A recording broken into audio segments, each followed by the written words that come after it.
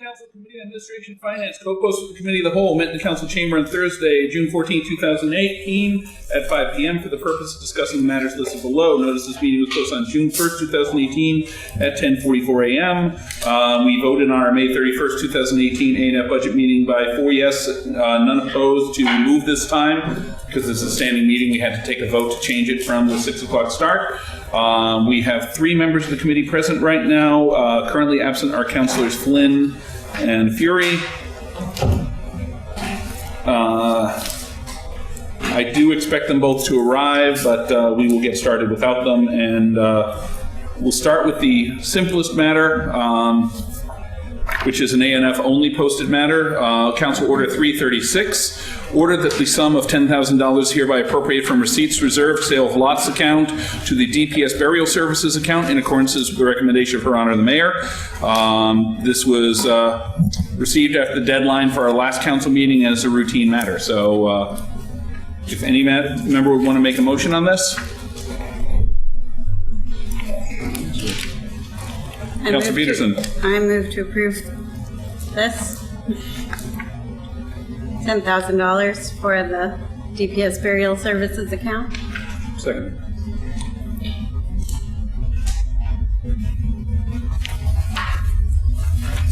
Okay. I apologize as always for my slow handwriting.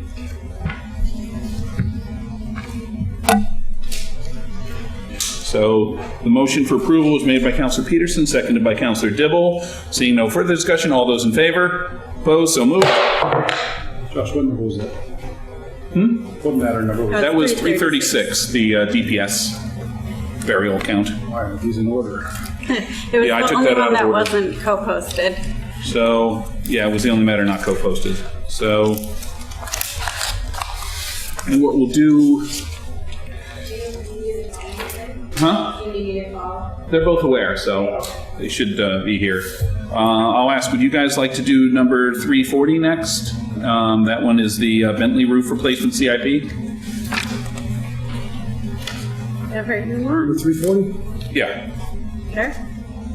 Motion to approve the CIP for the Bentley School roof replacement in the amount of $73,706.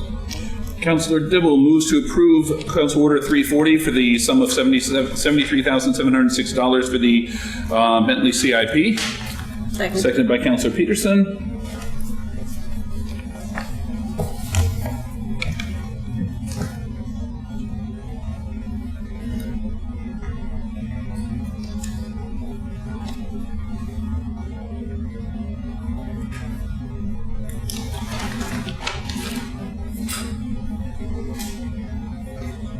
Seeing no further discussion, all those in favor? Opposed? So moved.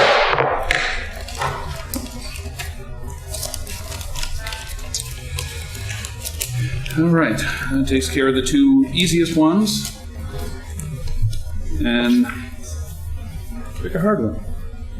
well, now we got 3, which are fairly straightforward. Well, I would suggest just from the chair that if we want to do the water and sewer ordinance first, because that one's straightforward, and that's directly tied. That's the rates directly tied to the bond we already approved. So What number? Which that would number be is that? 330 Okay. and 331 consecutively. Okay. We've approved the expenditure. Now we have to approve the rates.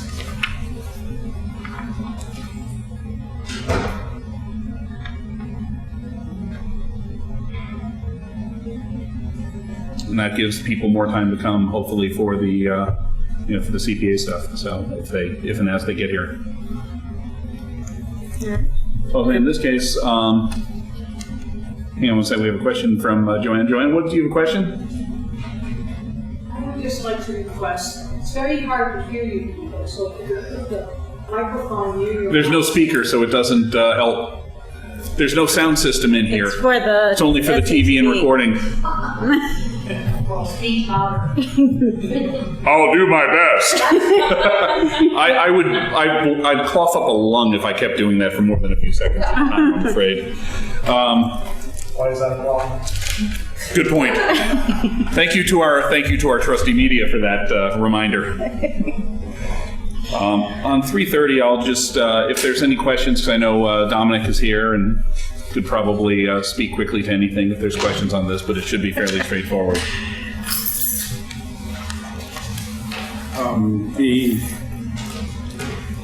Yes, Councilor Dibble. Thank you, Mr. Chair. We had a discussion on this earlier in another subcommittee meeting, where the end result was that it was approximately a $25 increase per quarter, $100 per year increase on this per house. Approximately. Yeah, on average.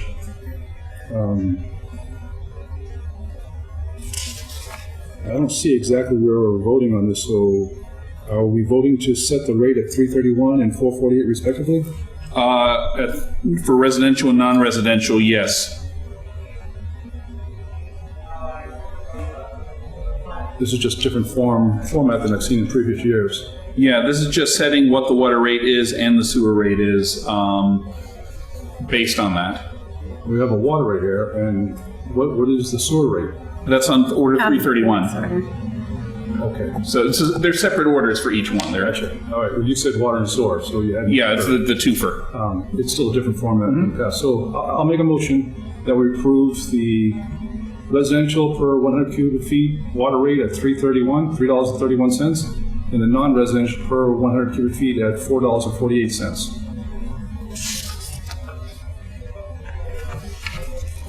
Councilor Dibble moves approval.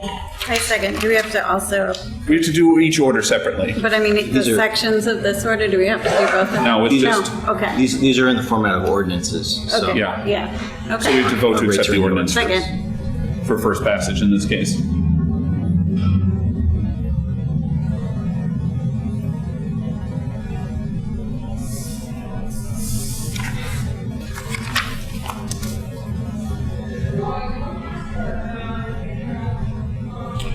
Councilor Dibble moves for approval of Council Order 330, ordinance related to water residential, non-residential rates, seconded by Councilor Peterson.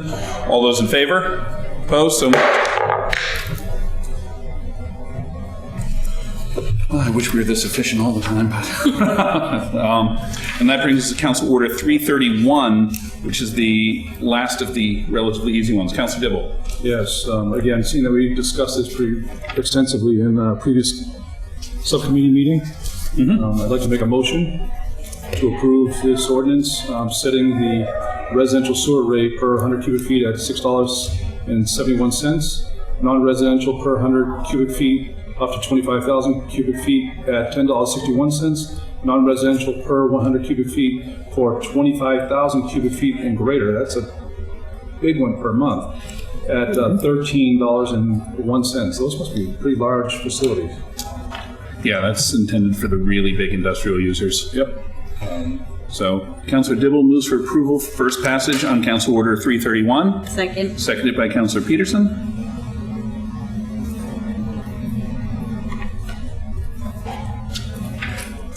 Seeing no further discussion, all those in favor? Opposed? So moved.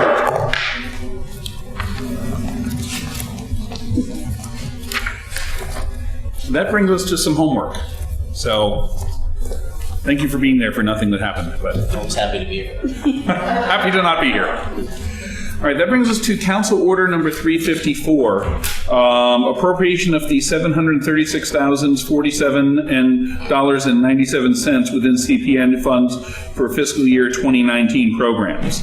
And for that, we have Jane Guy from the Planning Department. She's also the CPA liaison, and there aren't that many things that she doesn't do, as far as I'm aware.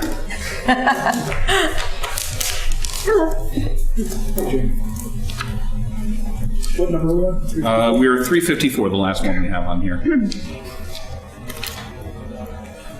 So, Jane, on these, I guess the reason that I sent the whole thing to committee rather than splitting it out or doing anything else is I figured there were some fairly, within this, there were some fairly contentious, it looks like, debates within the CPA committee, and I figured it would be good to do this and have you guys in here to just talk about what the priorities were, how you came about some of this, and if there were any questions from counselors. I personally have no issues with these because, again, regardless of how close the votes were, this is what you voted to support, so. Sure.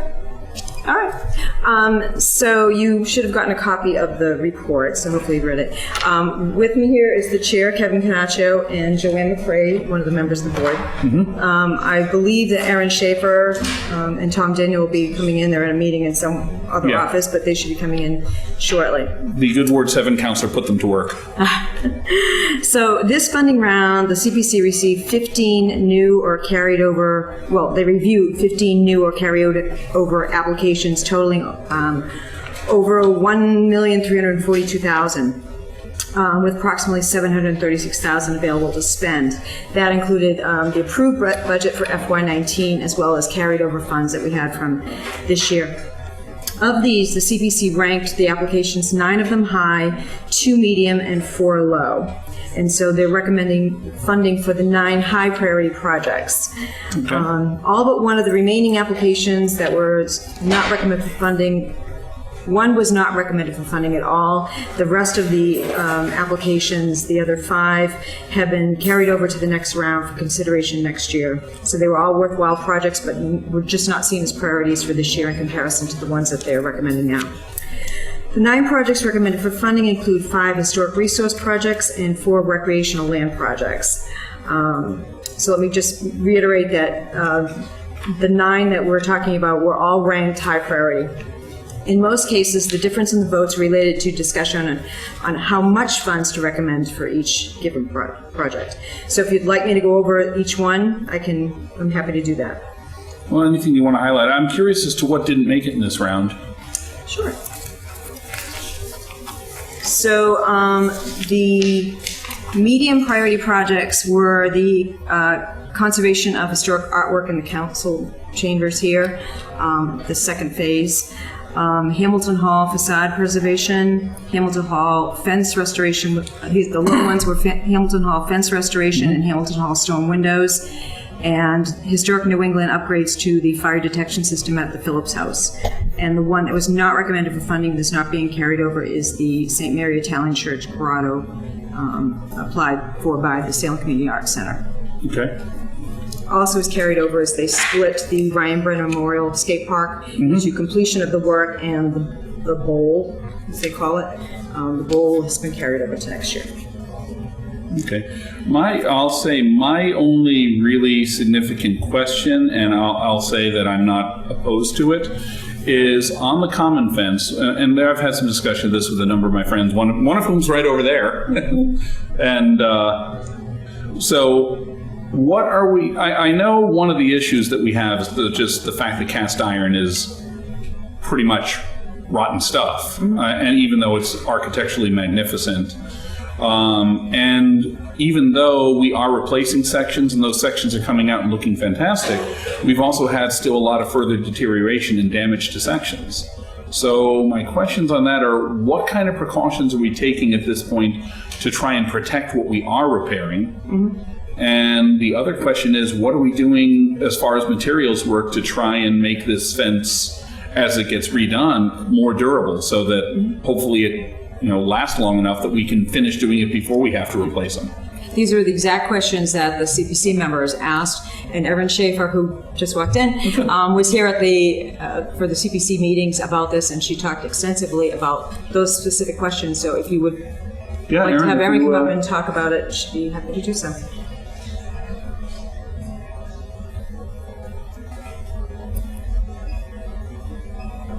Thanks, Erin. Hello.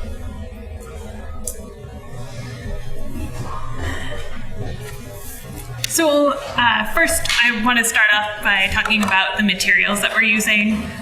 The cast iron is a brittle material, as you know, and with new fence section pieces that we need to recast, we're using a mixed metal that is not as brittle as cast iron. So with that in mind, just know that we are using a new material, just casting in the original form, for the purpose of historic preservation fitting in with the fabric. So it departs from true historic accuracy. On the other hand, it looks like the fence and it's not plastic or anything. Correct. And it can't be because of our preservation restriction as well on the property and the fence. So, And that restriction requires us to maintain the fence.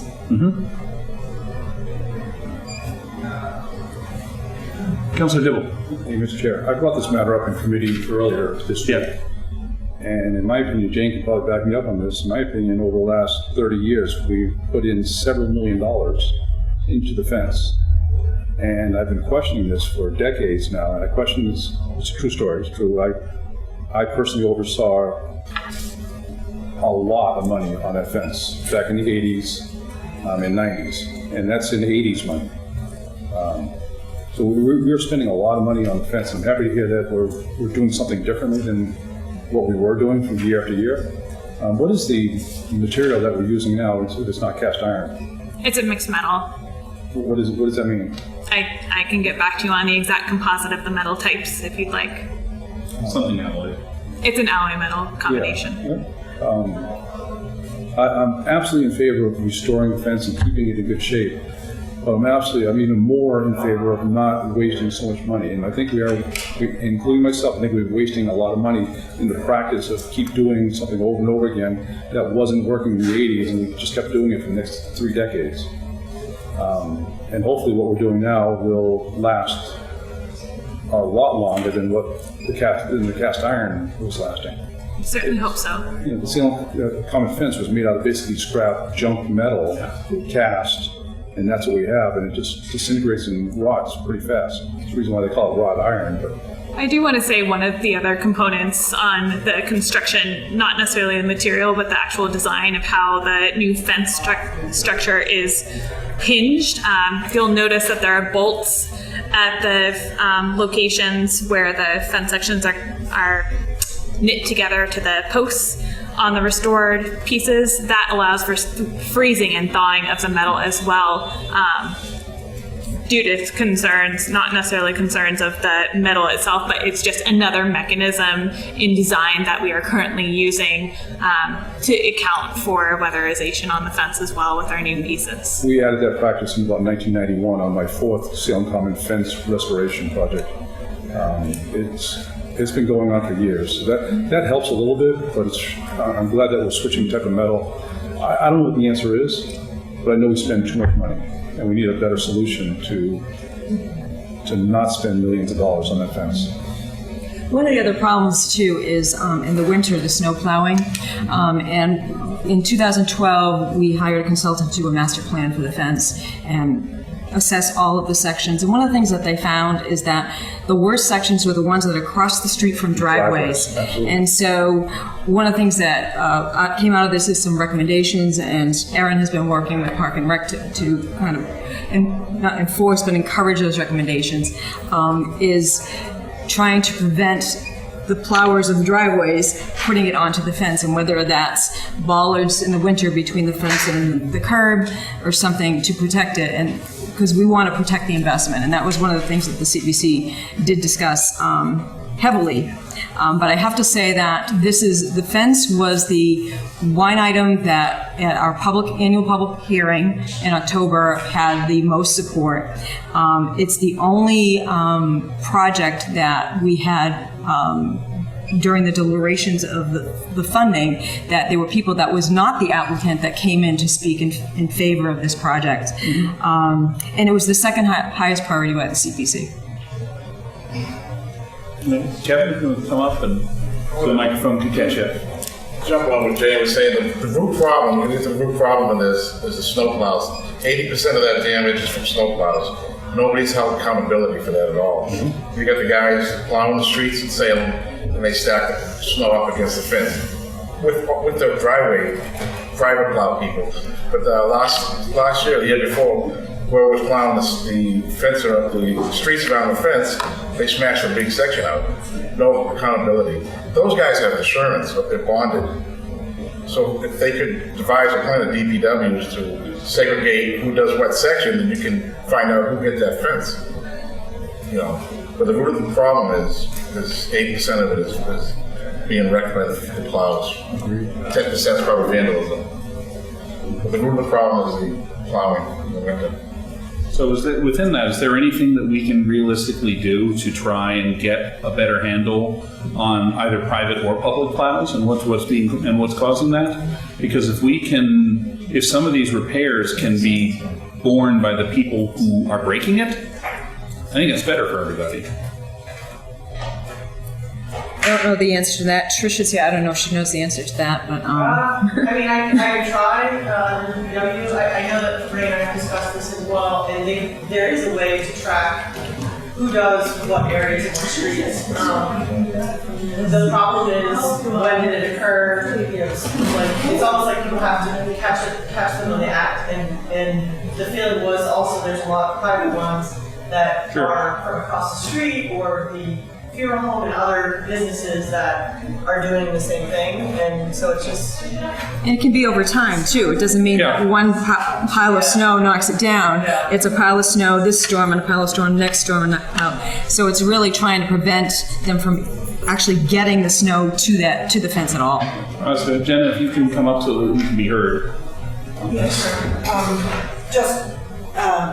Adding a couple conversations I've had recently, one today on the Kalman bandstand where the security cameras are. We're going to be changing those, and when we're going to be looking at putting those out into the perimeter of the common, which would mean that we could also look at certain sections and potentially have the camera angled so that we could capture on video any snowplow that potentially. So we're going to look into that, seeing if that's an option.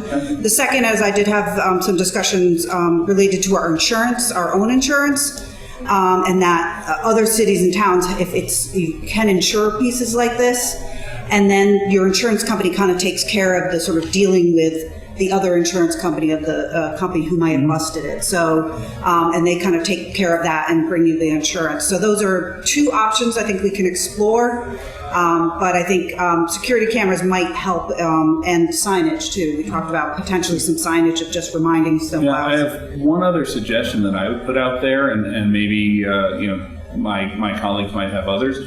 I suggest one thing that we might want to do is arrange for like a DPW supervisor to inspect after a storm, and and perhaps a couple of times during the storm cycle, because if something has just happened, or if it happens if we plowed at in the early hours of the morning and everything's fine, and then the next round of plowing is in the afternoon and something's broken, if somebody supervisory comes through, then we should be able to spot that. And at least then at least we have a timeline that the actual damage happened, I would hope. Yeah. One of the suggestions that I had with CPC, the police department used these concrete barricades last night. What am I thinking about? Concrete barricades during the Halloween season, and that was really a precaution more for security, public safety pieces. But they were tall and they fit between the curb and the fence, and I do think that is something that we can do seasonally to prevent snow being physically pushed in. I'm not saying security cameras aren't a good idea. I'm just saying, a physical barrier may be helpful too at the edges of driveways, and particularly along the edges, the curves of the roads where we do see the most damage. That may be helpful seasonally to install those kinds of physical barriers. As much as I love the whole holistic historic look of the fence, if during a couple of months of the year when the snowplows are out, we have concrete barriers that are ugly, but at least saving it. I'd rather have concrete barriers in front of it for a couple of months than a big hole in the fence for a couple of years. So, I'm prioritizing there. Councilor Dibble? Thank you, Mr. Chair. I think Jane nailed it correctly, and Kevin Canaccio's backed her up on it. Lion's share of the damage is directly across from different driveways. Not every driveway, but some driveways. Whereas the private plow truck would push the snow across Washington Square and hit the fence, and the second time they plow, they try to break it. That's illegal. You can't plow across a public street. So we might want to think about sending invoices to those property owners so that they can pay for the repair of the fence. Probably wouldn't be too successful.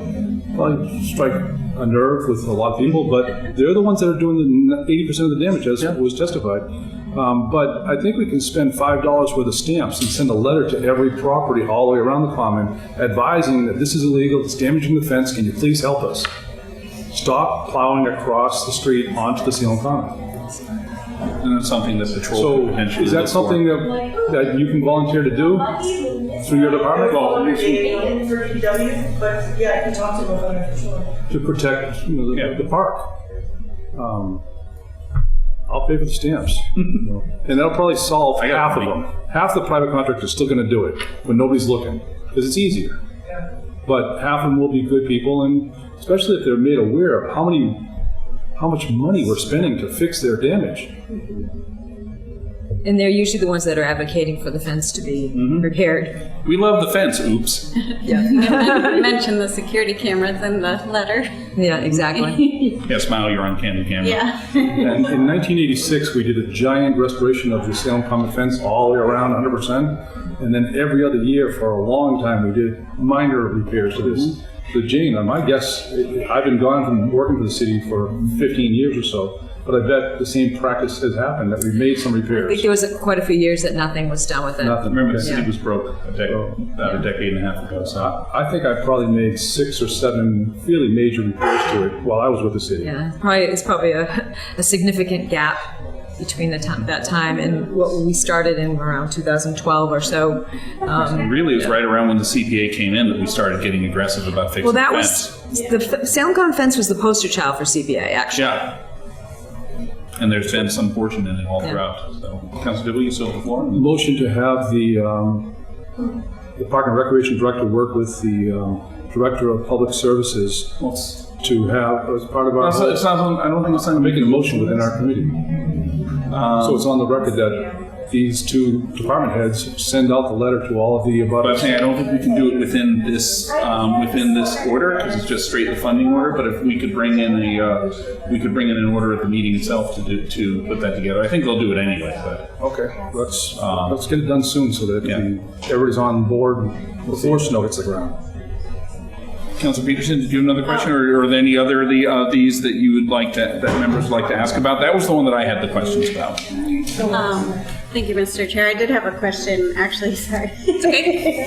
I was just wondering, especially in light of, you just said that in 2012 around was when we took up this project, and driven by the CPA funds. So this probably wouldn't make sense, but I just was wondering if we ever, in the course of taking it up again, looked at, especially where we're using different materials and, a new structure, if we ever looked at doing it all at once and then using debt to fund it that way. I know it would be really expensive, and I'm not a big fan of doing it that way, but I'm just, to get a full picture of what the conversation has been, I'm just curious.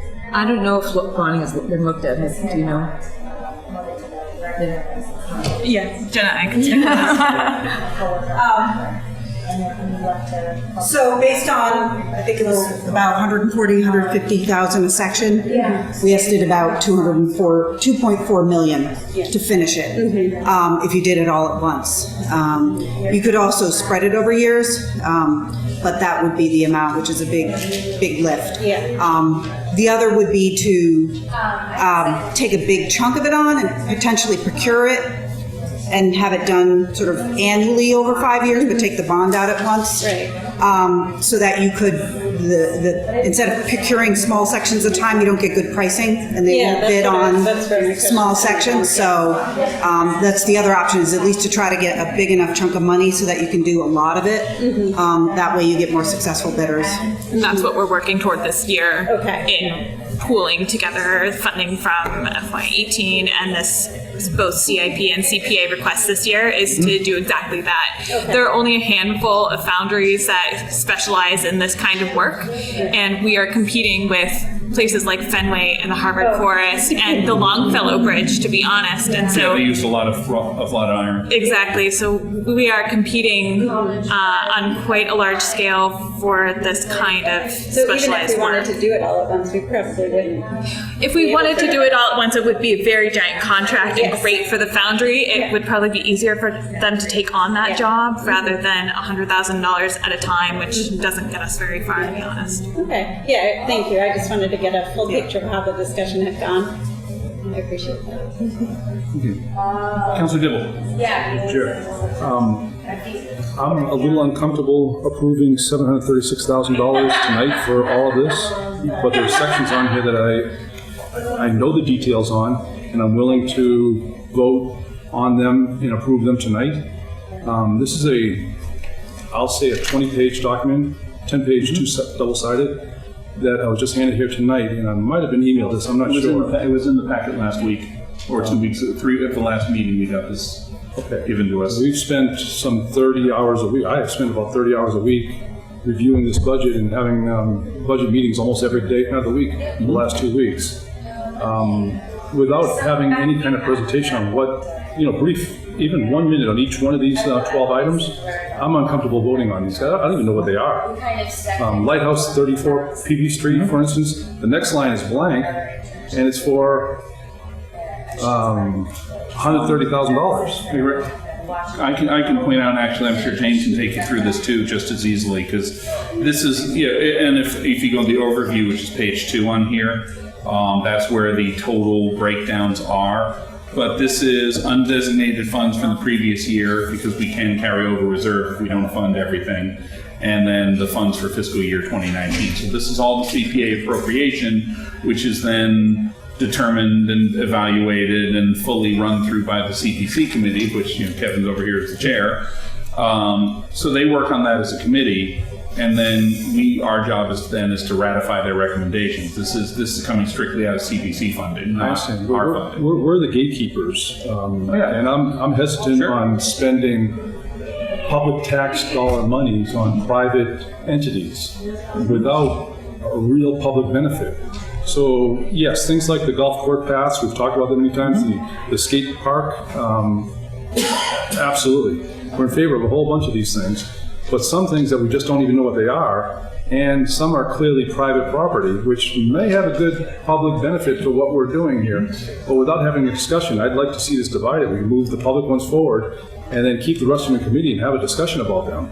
Well, we've done this, we've had more discussion on this in some of the previous years, but from the CPC perspective, and I'm sure Jane can elaborate a lot further than I can on some of this, but the CPC, the things that we are obligated to spend on to a certain amount are housing, recreational space, open space, recreational and open space, and historic preservation.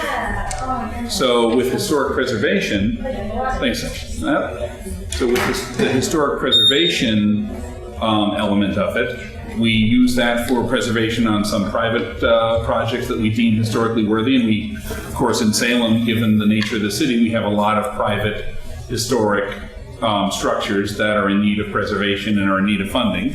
And in the case of housing, since Salem doesn't directly own or operate housing, and the Housing Authority has thus far not made use of this tool. But they could, and it would be public money then. But they haven't. Publicly owned. Yeah, they have yet to apply. So it doesn't mean we have to spend it. We can sit in the bank until we have enough to do something larger. But we do have, we do use this. We have thus far in the years that this has existed, we've allocated some of it for housing that fits the bill of what the CPC is for. So Jane, if you can. I'll just mention on the housing project, so the amount that's recommended is the 10% that was carried over from last year because there were no housing projects, and the 10% from this year.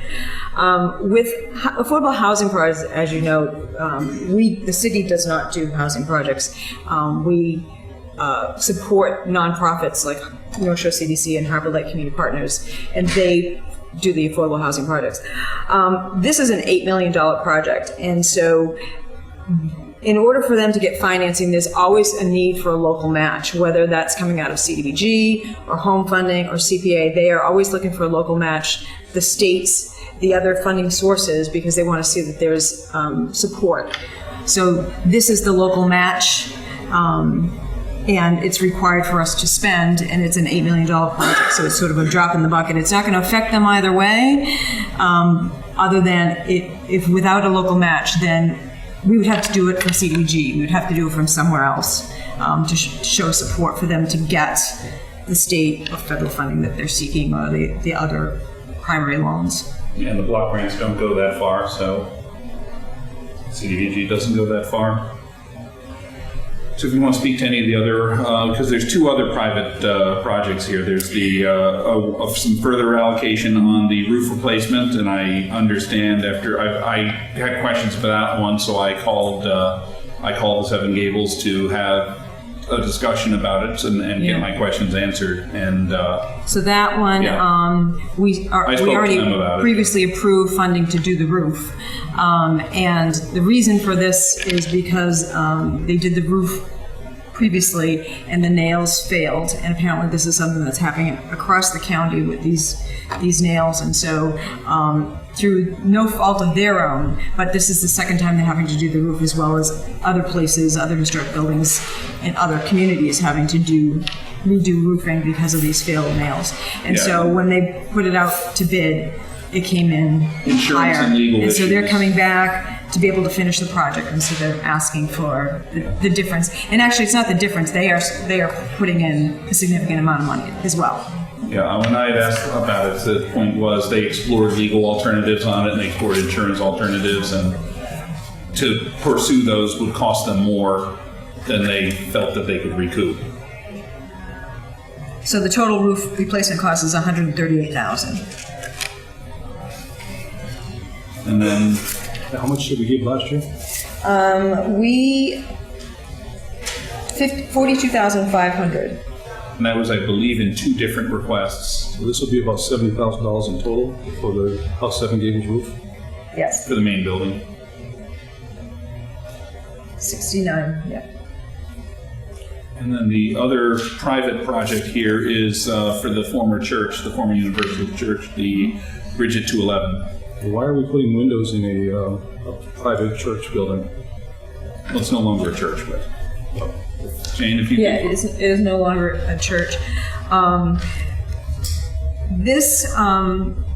not as familiar with the corporation itself, 211 Bridge, but they are a nonprofit. And they're a historic building, and they're planning on doing a lot of things, and they're also an organization that has many things that are open to the public. And so the committee did look at the public benefit, and that's why they ranked this one high, because they're doing a lot of things to have the building public, to have public uses, and that's one of the things that they look at. There's so many historic properties in the city, and they said it may not be at the level of a Seven Gables or a Hamilton Hall, but they felt that the level of public benefit was stronger than Hamilton Hall. Because Hamilton Hall is not did open not make this funding much. round. Yeah. And Yeah, so they- they felt that there was a need for this, and that I'm sure that there'll be lots of other things besides windows being done, but there Well, they're was. saying they host the Salem Arts Association, among other uses, They host the Salem Recycles Repair Cafe, the Salem Pantry. the Salem Awards Foundation, the Food Pantry, 3 anonymous support groups. They're the venue for the Mass Poetry Festival. The Bridge and Salem Common Neighborhood Association co-hosted the Community Christmas Concert. They were chosen as the tour headquarters for Historic Salem Makes Christmas in Salem tour event. So it's consistent with the city's preservation plan as well. So on the conditional preservation restriction, can you talk about that a little bit? That's one thing a I- requirement when any funding is awarded to a nonprofit, that they do have to have a preservation restriction which is permanent on the building, and it runs with the land. So that before they get a dime, this has to be signed. Joanne, if you can come up since you want to chime in on this. What I'd like to chime in with is on behalf of the House of Seven Gables. We did have a discussion about it at length, of course. And I just want to say the House of Seven Gables bring in economic terms as an economic engine for us, brings in more visitors to Salem than any of the other sites that we have here. So that was certainly something to be considered too. It brings people in, not just to visit the House of Seven Gables, but, you know, restaurants, et cetera. So we felt that it was certainly very worthy of our funding it, you know, with our city funds and then the CPA funds match. Kevin? Something also, this is not an abnormal thing to do. All around the state, all the cities and towns that have CPA, it's a normal thing to do is to fund nonprofits. It's not Salem is the only one that does it. So it's a normal thing in the realm of the CPA community. We're the only ones that don't do it. The other communities, if you're looking at it, they give a ton of money to a lot of historical nonprofit preservation. Any other questions about these or any others, Councilor Dibble? Yeah, this is still taxpayer money, and it's tough when the general public asks you after you take a vote on this, like this, why do you fund this or why do you fund that when it's not publicly owned or managed? Sure. Not that I'm saying it's wrong, it's just I get a lot of questions about it. I am willing to go along with House 7 Gables because we funded this last year and in substantial detail on the benefits of the House 7 Gables. And if this amount here will get them to finish the project, I'm willing to bend on that one issue hesitantly. But I'm going to move to divide the question. And specifically, line items number 3, 4, 9, 11, 12, and 13, to take those on separately, please. So you want to... I'm sorry, I'll give you the numbers. I'll put the House 7 Gables into that category as well. So there's 13 line items here, and numbers 3 and 4, even though they're not numbered, it's the 3rd line, the 4th line, 7th, 9th. Can you name them? Yeah, which ones are I'll read them. Salem Common Bandstand, Salem Common Fence Restoration, House 7 Gables, Gallows Hill renovation, the Ryan Brennan Memorial Skate Park, the golf course, golf cart paths, and Memorial Park irrigation. So the specific projects that you want to divide, I'm going to go by the overview page here. May I just interject? There Yeah. are folks here from to Bridget 211 if you... Well, absolutely, yes. If they'd like to, You know, Mr. Chair, we should, 1, 2, 3, 4, 5, 6. There's 6 line items that I have not identified that I have a lot of questions about. Perhaps we could just spend a few minutes, 1 or 2 minutes on each one, and go right down them. Rather than do it by the line item, though, let's go by the overview page, which has the total amounts and the actual projects associated What with them. page is that? That would be page 2 in this packet. So page actual 2 numbered, not our cover page. The overview, you've got it right there. Yep. Let's work from that page, because I think that's a much simpler way to work through it. Okay, so the first 2 line items are actually one project? Yeah, but rather than being, because when you go by the cover page, the order itself, that has the different reserves that they're coming from. And what we're worried about here is the total amount. So if we go by the overview, it has the projects themselves and the total amount. Because it doesn't matter which reserve is being used. What matters is the amount in the project. So let's work off this page, please. Counselor? Yep. I got it. Work straight from this one. And we have a representative from the bridge here right now at the table, so. The bridge. 211, which is the window restoration. We're skipping over the other ones, which I also have Somebody questions from on. there at the table right now, we were just discussing, so let's continue that discussion. That's fine. 211 bridge? So I'm Mark Stevens, I'm the co-chair of the board of the Bridge at 211. Happy to answer any questions related to what we're doing, but I think it's important to point out that the SRA does have an easement on the exterior of the building. That's a point that hasn't been brought up at this point. Jane's covered a lot of the activities that are going on in our building. Mr. Chair. Yeah. My comments have really nothing to do with, in particular, the bridge at 211. It's, my comments are more of a general philosophy on what should we do with taxpayer dollars. And in my mind, we should be holding on to some of our, I'll use housing as an example, which has nothing to do with your property right now. But housing, we should be holding on to our funds rather than giving them to the private developer, to the point that we might be growing the amount, and we could do a Salem Housing Authority project, which is a public agency managing and owning public rental property. And it's been decades since we built anything from the Housing Authority. But if we pile that money, and I've had this discussion with several CPA members over the last couple of years, we're not required to spend all the money. We could bankroll this. And we've had years that we haven't spent. That's right. We could bankroll it and do something more meaningful on public land owned by the public than making awards to private entities. I don't disagree with you, Counselor, on that we could. Thus far, we've had the only public entity we have in the city that does housing is the Salem Housing Authority. And thus far, not entirely to my surprise, given some of the issues there, but they have thus far declined to come to the CPA committee with any recommendations, any requests, any wish lists whatsoever. And we don't have the ability to force them to come do that. That's right. If they don't want to do that, if they choose to come to the city, to the CPC for renovations or improvements or expansion, I think the committee would be very supportive of it. But we can only deal, and the committee there can only deal with the applications they do get, not force applications to come that they would like to see. We're in agreement. Rather than awarding $200,000 every year to private entities, whatever the math is, if we sat on it and just held it, after 5 years, we'd have $1 million, and it might.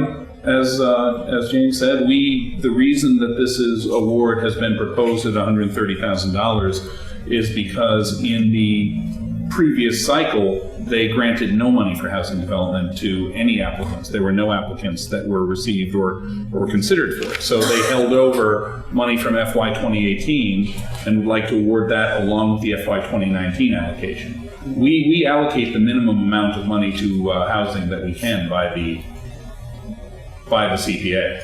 I'll yield this bigger discussion that we're having now to a later date, but we have the bridge before us now. I suggest that we have the discussion on their one project. Tom wants to... Today, just on the bridge at 211, if I could add, during the development of the CPA plan, all the boards and commissions are reached out to for comment. The Redevelopment Authority offered comment back to say that in terms of evaluation criteria, which the language was speaking about prioritizing city properties.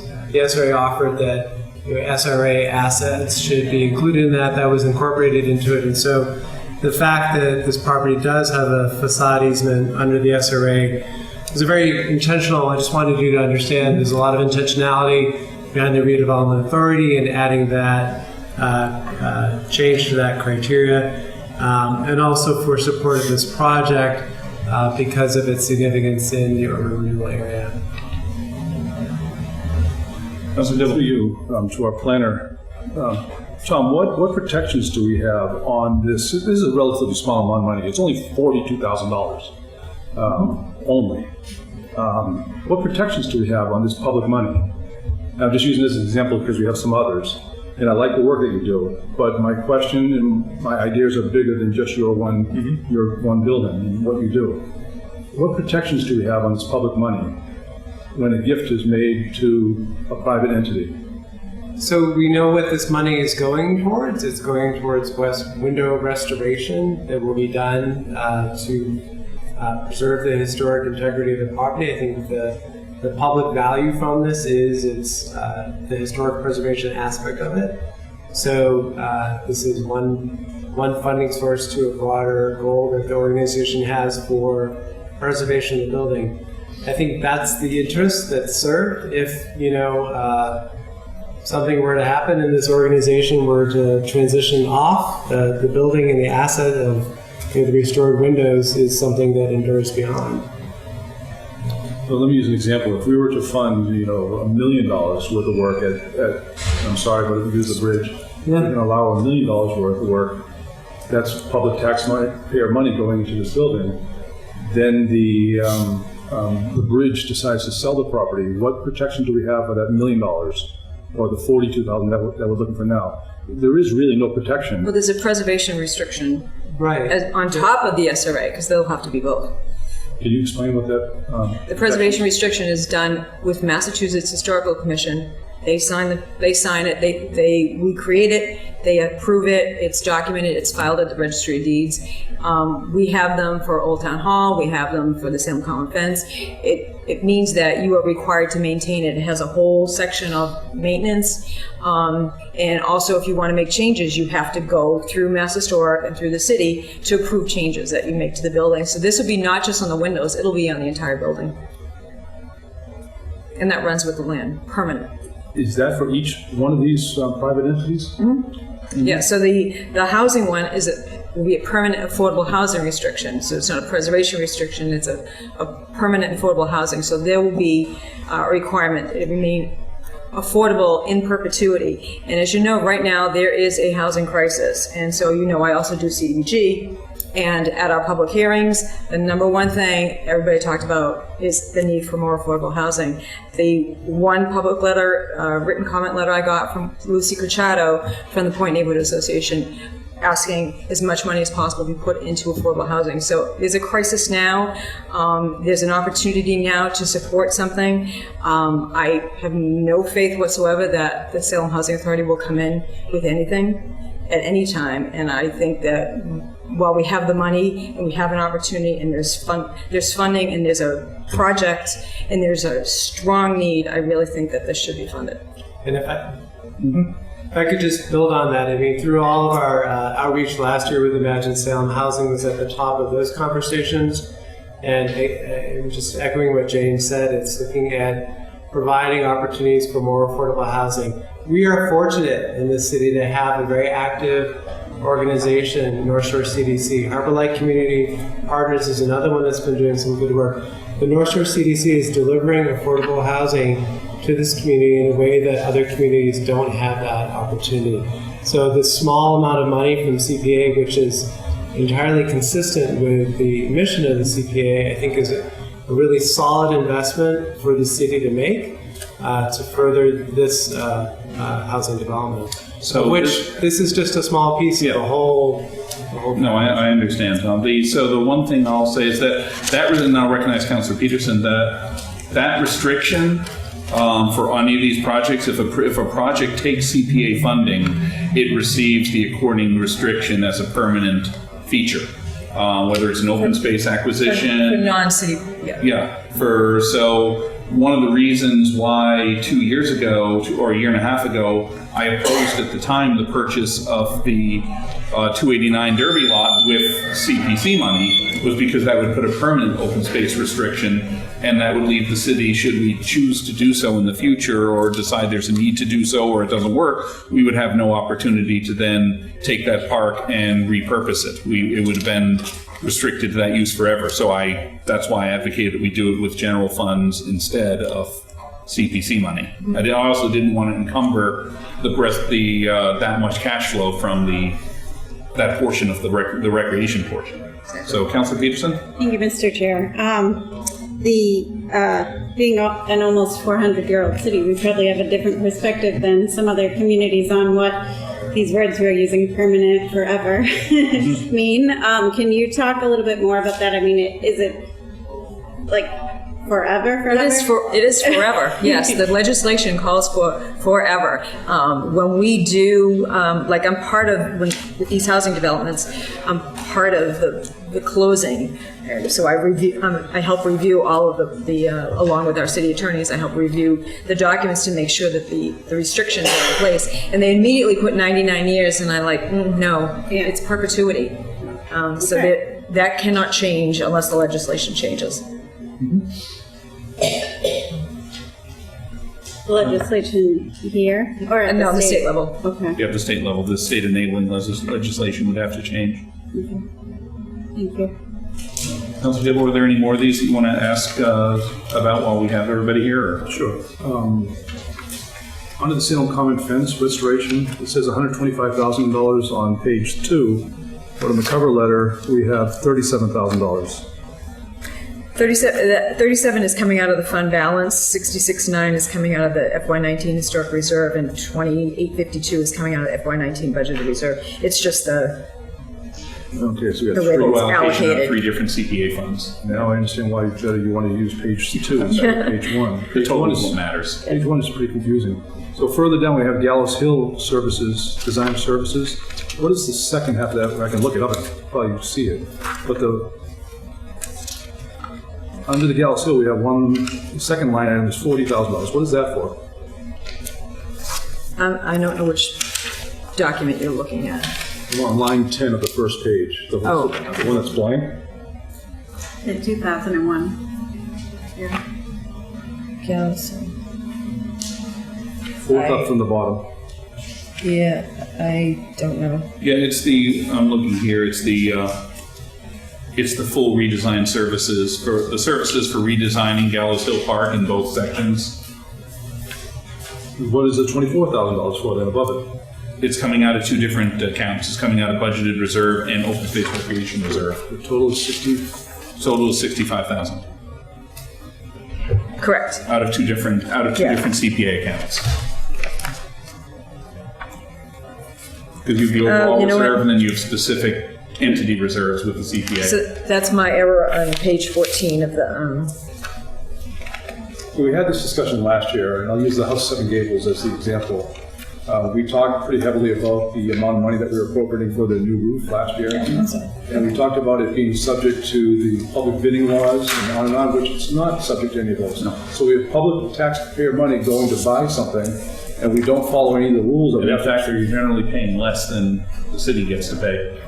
Well, we don't know that. We don't, because there's no oversight to it at all. There's money that goes out the window, and we don't have any oversight to it. I'm sorry, which project are you referring that there's no oversight? He's using the Seven Gables project, but he's I can speaking say any of private project. Well, there's an agreement that's signed, and it outlines, Yeah. what is expected. So I have to approve all the bills. What about public bidding laws? They are not required to do public bidding laws. Right, so they can hire, not that they would, they could hire somebody, and that somebody could be one bid, and they know that they're the only bidder, and it could be substantially more than if it had gone and followed the public bidding laws, and at least 3 bids would be submitted for something smaller, or publicly advertised for something bigger. Well, the law allows that you don't have to go through public bidding for a private project. And I would believe with the Seven Gables that they're not going, after having failed nails, that they're going to be very careful about who does the work.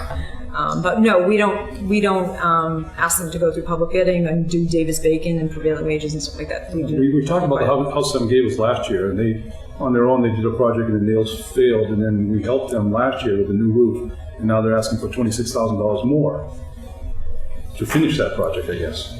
Yeah. So the $40,000 was not for the new roof. We have It's it for, represented. that's not. We didn't invest it, and that failed. This is a failed roof from before. Yeah, if I get, you can come up and Hi. So you did name ask that, name about for and that is for- Pilar Garrow. I'm the director of development for the House of Seven Gables, and I live on 4 Forester Street in Salem. You asked about bids, so we do have to get at least 3 bids. So that's something that we put out, and we did take the lowest bid, but as there were different, based on meetings, based on deadlines and trying to get more laborers, based on the nails, that's why there was the big difference between the $84,000 that was given to us as a bid and the actual $138,000. So at this point, we're just asking for the $26,500 more, just so we can finish. I'll also mention that the house is 350 years old this year, so it would be great to finish that project, which is currently underway. Something I'll say in general terms that have applied a bit, the House of Seven Gables and pretty much all these other private entities we're talking about. We're not talking about lending it to, Joel Shlotnick to fix his windows. We're talking about public, these are private, but these are nonprofit institutions that have governance from, they are governed and report to the state. They do have to follow rules and the requirements of their boards, and it's not just a single person. They have a board of these organizations have boards of directors that oversee it. They have to report to the state, and are responsible to the Secretary of State's office. And they do have to coordinate anything they do publicly with Jane and our planning department if they're accepting these funds. So it's not like, Harry asks for some money, we give him the money, and he goes off and, heads off to Suffolk Downs and puts it on the ponies. It's, it's not the same processes and procedures that we follow within the municipal bidding, obviously, because we have a different set of rules being that we're a municipality, but they do have requirements to do this stuff, and they do have governance.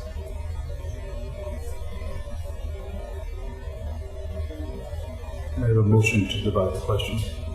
And what would you like to divide?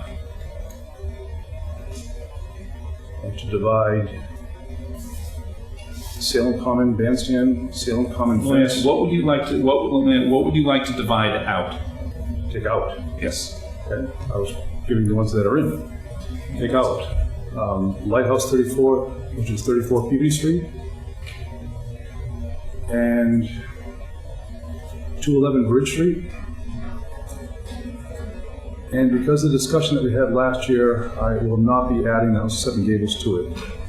So you're moving part of a project from last year that we had previously approved.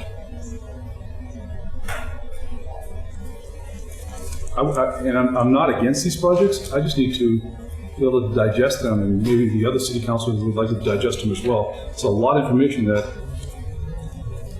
I simply haven't had time to digest with.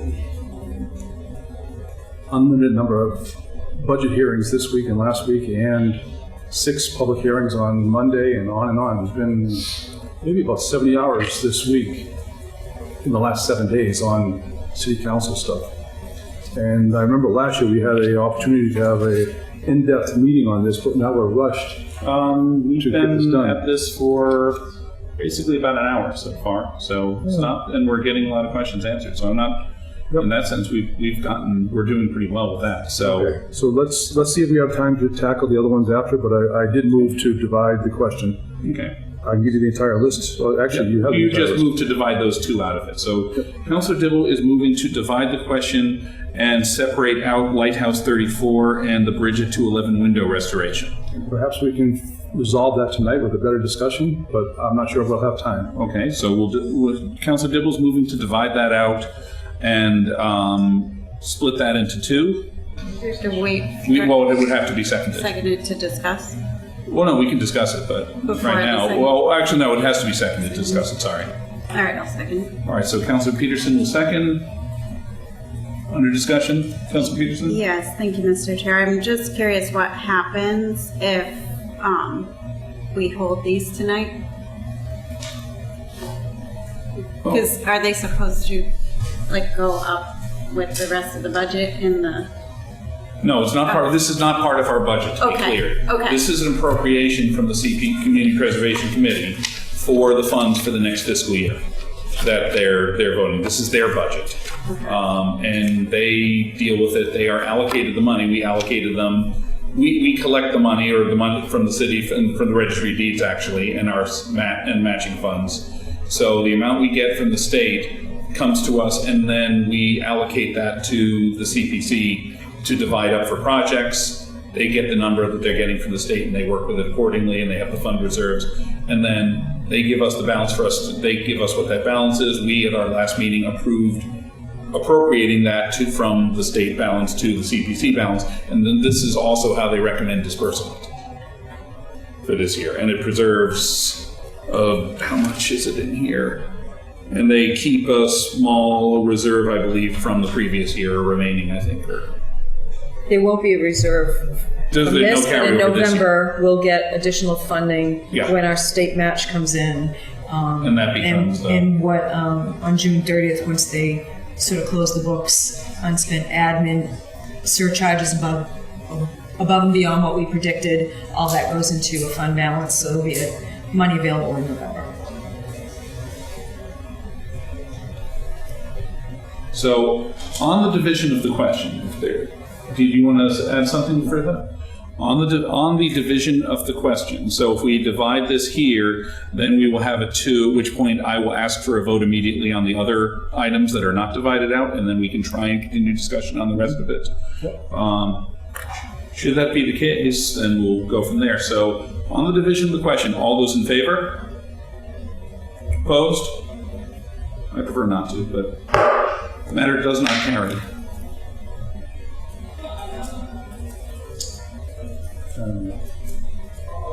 Councilor Dibble? Mr. Chair, then I'd be hesitant in voting for these matters without being able to discuss the matters. This is taxpayer dollars. Yes. I was hopeful that the lion's share of all the public requests could be made today and go forward, and here tonight or at our next meeting we could resolve and quite possibly fund the 211 Bridge Street and the Lighthouse 34 after we've had an opportunity to do some research on this. Just quickly, let the record reflect that Councilor Fury has joined us. We've done all the other matters. We're talking about the CPA right now. Matt 354, just to bring you up to speed. Most of these are fine with everybody. Councilor Dibble just moved a minute ago to divide it out to separate out Lighthouse 34 and the Bridge at 211 restoration, and the motion failed to carry. So just let you know where we're at. Thank you.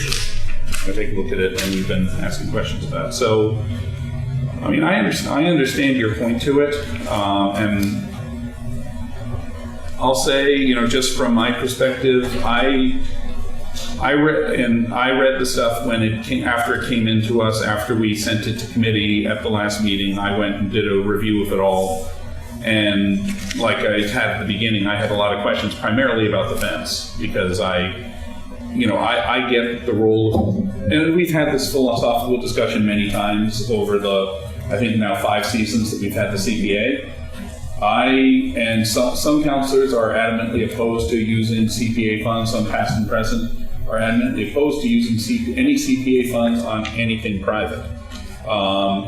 That's not the state's view of it, and the state's view of it is that private institutions are welcome to proceed. I look at it as I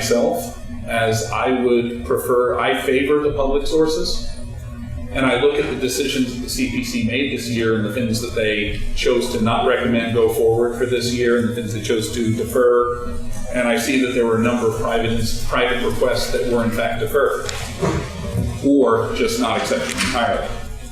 And I look at that, and they are, at least, in my view, like you said, there are questions about the overall financial responsibility. You and I very much agree on that, with things like the common fence. Are we putting good money after bad? What is the plan? How are we getting around it? And I think that's where at least to me, that's where our oversight really comes in. When it comes to the fundamental decision, though, of whether to award it to something, I think that's their job.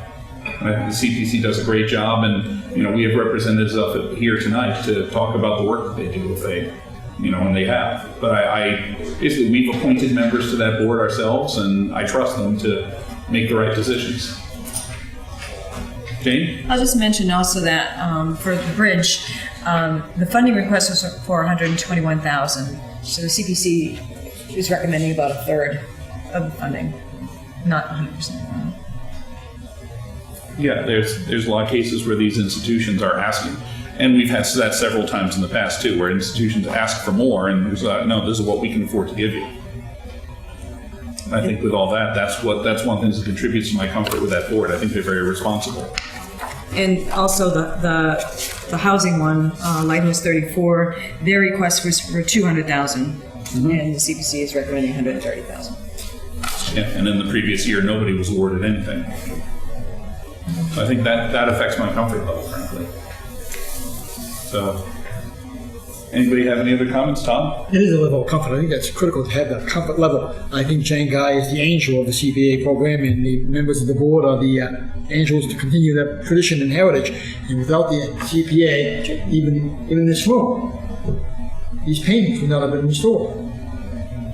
And every single ward, every single precinct has the effect of CPA. And I tried years and years ago to get the CPA on the ballot, and it failed. And it was the hard effort of the town administration, Mayor Driscoll, get it back on the ballot, fought tirelessly, get the CPA on the ballot. And you've been members of the CPA since the original year that funding, and we respect your recognition of that role of the CPA, and we need people like you, and we need the CPA. Without the CPA, we would not be able to do these projects, sincerely.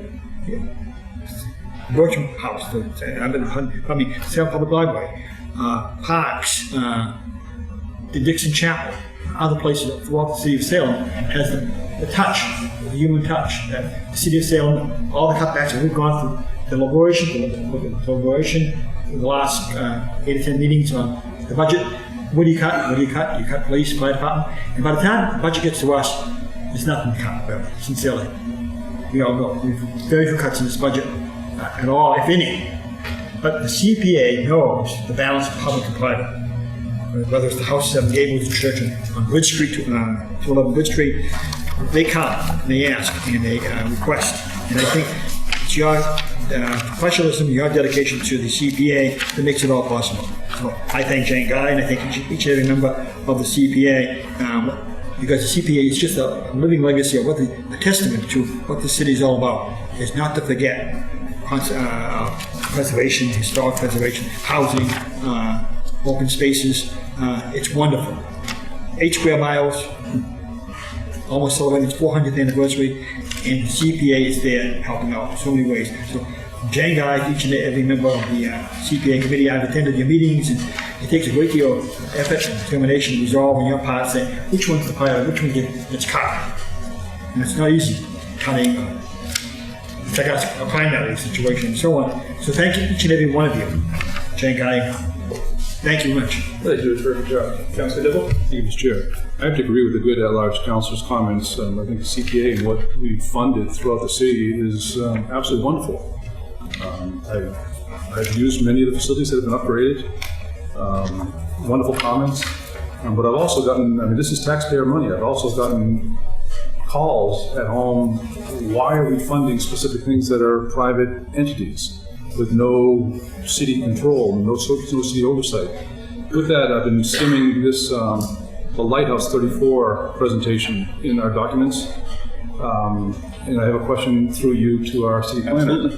Tom, like the last discussion we just did on the bridge, what protections do we have with the North Shore CDC on the Lighthouse 34 project? Is there a guarantee somewhere in the deed or what that this property, if we fund, will remain affordable for X number of years? What protections do we have for these taxpayer monies on this non-city property? You're exactly right. I think Jane spoke to that there's an affordable housing restriction that will be placed on the properties excuse me, with this funding. Moreover, the project is being permitted under 40B as a comprehensive permit, and the mission of the developer is for affordable housing. So there's multiple alignments here with assurance that the properties will be affordable housing. But the CPA money going into it does require an affordable housing restriction. As the chair said, I was going to say, is there a deed restriction that requires 100% of the units in this Lighthouse 34 to be affordable? Yes. Yes. And by what affordable definition are we using? So I think the requirement is that 80% of sorry? I'm sorry. Go ahead. I believe the minimum requirement is that the units be affordable at 80%, but this mix in this particular one, it's 60% of AMI with 9 units set aside for extremely low-income households. So this is going to be for the lowest income of all. It's not going to be the moderate. This will be for low and very, very low. And it can never be more than 80%.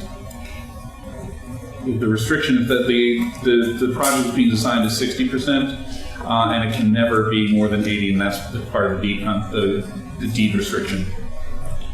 And it's not only CPA funding that requires this, it's home funding, it's mass housing, all the other funding sources all require. Low-income housing tax credits. Yeah. And projects like this take many years to secure all the funding. Our contribution helps to leverage the millions of other dollars that will be coming in for the development of these affordable housing units. So again, it's a small amount of money coming from the CPA, entirely consistent with the purpose of those funding, and leveraging many more dollars from other sources to deliver the units. Any other questions on this? I want to thank the representatives from the House of Seven Gables and 211 Bridge Street for coming here today and speaking up and answering some of the questions. I do wholeheartedly appreciate the work that both of your agencies does for the whole city and the whole North Shore. I think it was misquoted. We had testimony earlier this week that Biff shows which museum is the #1 in Salem. House of Seven Gables would be below that somewhere, I think. I'm not sure. Definitely the #1 witch attraction. I wish we had this, somehow last year and the year before, we were able to tackle this, in a less confusing way. Perhaps it came to us before the budget season? I wasn't on A&F last year, but no, it came about the same time last year.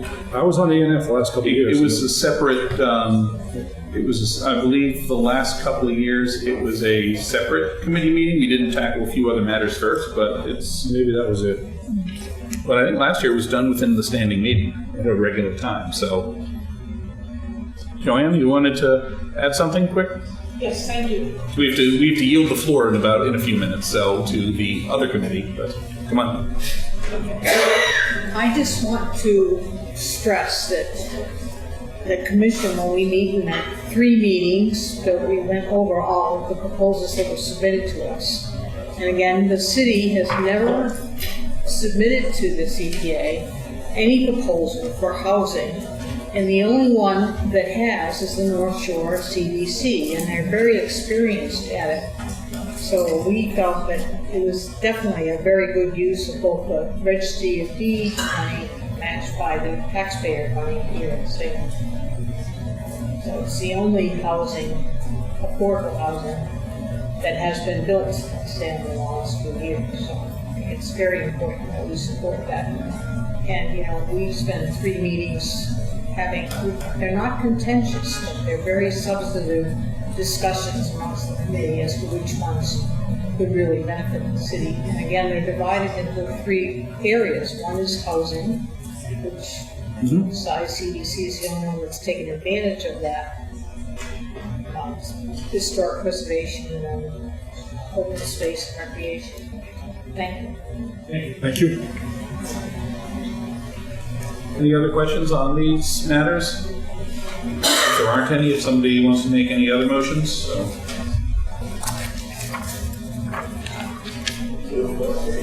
Motion would be to, Councilor Peterson? the motion would be to approve the. Yes, now we didn't divide it, so the motion would be to approve it or deny it. I Or move. keep it in committee. Sure. I move to approve the grand totals of $736,047.97. Councilor Peterson moves to approve Council Order 354, the appropriation of $736,047.97 to CPA fiscal year 2019 projects. Second. Hold on.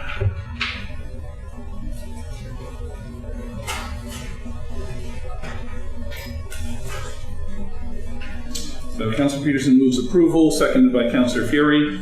Any further discussion? Councilor Dibble? Thank you, Mr. Chair. I'm wondering through you to Jane Guy, I guess. Would there be any harm in holding this in committee until next week when we can meet on it again? Is there anything that's pressing? No. And thank you, Chief. Then I'd respectfully ask my colleagues if we can meet on this again next week and have opportunity, the wealth of information that we've been researching, so we can have an opportunity to review this and read the documents and to digest it. So I'm asking that as a courtesy from my colleagues. Let's keep it a committee for 1 week. I will, let my colleagues make decisions on that. I am personally comfortable with this now, but, and I have reviewed it, but, I will leave that to I'll leave that to my colleagues to decide whether they want to move this or hold it in another meeting. Motion on the floor to act upon. Motion on the floor is to approve.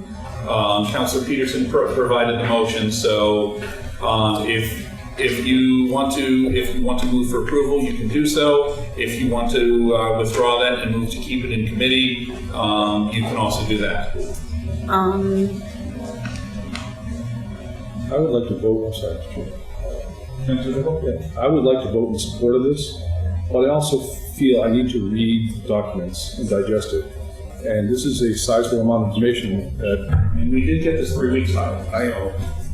I get you, but we're rushed tonight with all these other things going on tonight. Sure, right. And I'm not looking to stall or delay this. I understand. I think My point is that we got this 3 weeks ago. I read this 3 weeks ago. And we've had, along with the budget, we've had a lot of stuff to shoot through and our day jobs and everything else. But that's part of what we have to do. I think 1 week is reasonable. That's what It'll I'm be asking. 2 weeks actually. So if we don't meet next week, then it'll be 2 weeks. yeah. So Your choice. We could meet next week. I'm personally comfortable with it, so I want to move for the vote. So Councilor Peterson wishes to proceed with the vote. Seconded by Councilor Fury. So all those in favor? Opposed? So moved. Councilor Fury? Motion to adjourn. Councilor Fury moves to adjourn. We are adjourned.